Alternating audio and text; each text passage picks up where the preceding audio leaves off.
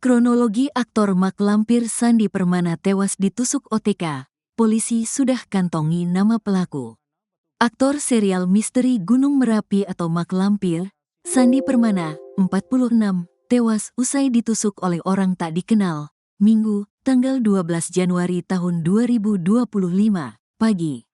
Dikutip dari Kompas.com, Sandi ditemukan oleh tetangganya di pinggir jalan dekat kediamannya di Cibarusah, Kabupaten Bekasi pada Minggu sekira pukul 8 waktu Indonesia Barat. Saat ditemukan tetangganya, Sandi masih dalam kondisi hidup tetapi bersimbah darah. Nahas, dia meregang nyawa saat sampai di rumah sakit. Awalnya korban ditemukan bersimbah darah oleh tetangganya.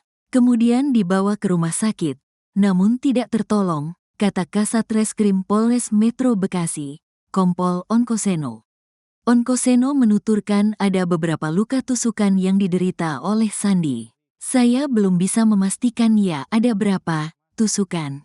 Luka tusukan di leher, dada, sama di perut, katanya. Onkoseno menuturkan pihaknya masih terus melakukan penyelidikan terkait tewasnya Sandi.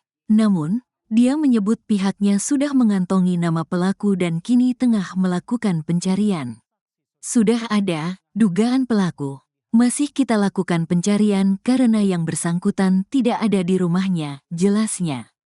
Profil singkat Sandi Permana. Sandi Permana merupakan pria kelahiran Jakarta tahun 1979 dan aktor yang kerap berperan dalam serial laga populer seperti Tutur Tinular, Brahma Kumbara, dan Misteri Gunung Merapi 3, Mak Lampir. Namanya melambung saat membintangi serial Mak Lampir sebagai Arya Soma. Dalam serial tersebut, dia beradu peran dengan artis besar lainnya seperti Dwi Andika, Dena Rahman, dan Angel Karamol. Kendati namanya melambung lewat dunia akting, namun karir Sandi justru dimulai dari dunia modeling. Hal ini pernah disampaikannya saat diwawancarai dalam kanal YouTube Erin Ferry. Saya memulai karir di dunia modeling melalui pemilihan model majalah Aneka tahun 1999, katanya.